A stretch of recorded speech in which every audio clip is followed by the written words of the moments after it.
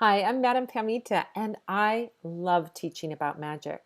If you have a question about spells, the law of attraction, spirituality, witchcraft, Slavic folk magic, spirits, divination, you can join me on Sundays at the Live Magic Q&A where we record an episode of my podcast, Magic and the Law of Attraction, and then I answer your questions on anything mystical or magical live over Zoom.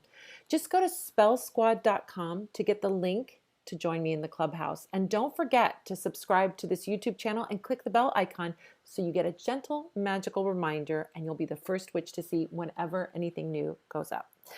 Here's a great tidbit from one of our past Q&As answering a really important spiritual question. Megan has a question. I had a question regarding prosperity maintenance jars. Have you heard of or used them, or do you do any maintenance prosperity work at all? Thanks, Miss Pamita. You can do a jar spell. I haven't done this particular one, but I do jar spells, and I can guess from the name of it what it's all about. So if you feel like you want to maintain prosperity, there's lots of kinds of spells that you can do for that. For example, you could have a basil plant growing in your kitchen.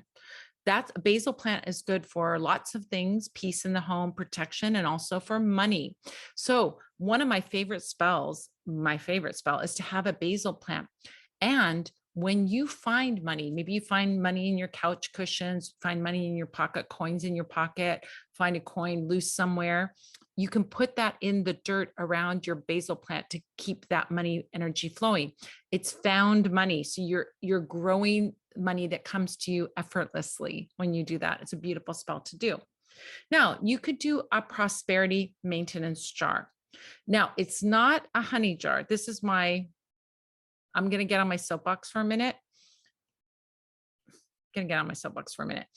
Honey jars are to influence a person to be sweet to you, right? We don't need money to be sweet to us. Money is not you could say there's a spirit of prosperity, but it's not a person.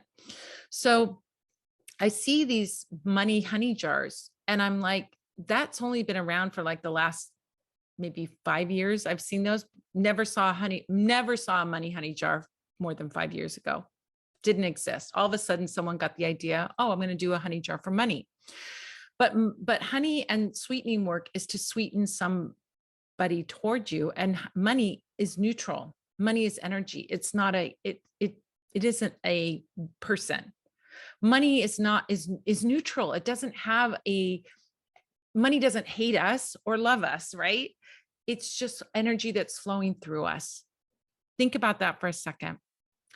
So when we receive money, it's energy from somebody else's work that comes to us, or energy from our work coming to us, right? When we pay our money out, we're using our work to pay somebody else, right? So money flows like energy, like an electrical current.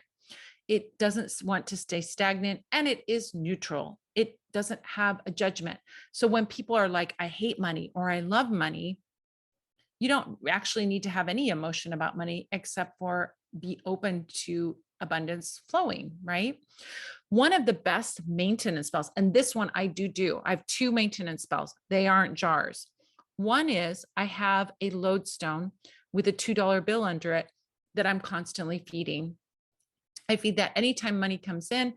I want to reward my lodestone with a little pinch of magnetic sand, right? That's my ongoing money spell. That's like my day to day. I also have a prosperity altar. I have a great video up on how to make a prosperity altar. What do you want to put on it? Why do you want to have a prosperity altar? So that you can honor and appreciate the money coming in and also the money going out, so that you can keep your pipeline of abundance very open. When we get freaked out about money or scared about money or fearful or greedy or tight around money, we close down that pipeline. So we don't want to get into those negative emotions about money. We want to be very peaceful and allowing with money and abundance. So money altar is great. Money working with a lodestone is great. A jar, prosperity maintenance jar, could be a jar spell or a bottle spell that has some ingredients on it that is similar to an altar, but in a smaller form. And if that's what it is, then I think that's great. If it's a honey jar, I'm like, your mileage may vary. I don't know. Try it, see if it works for you. Hey, prove me wrong. Maybe a honey jar for money is great. I just don't see it because I don't see the connection, but maybe it works. Who knows? Try it.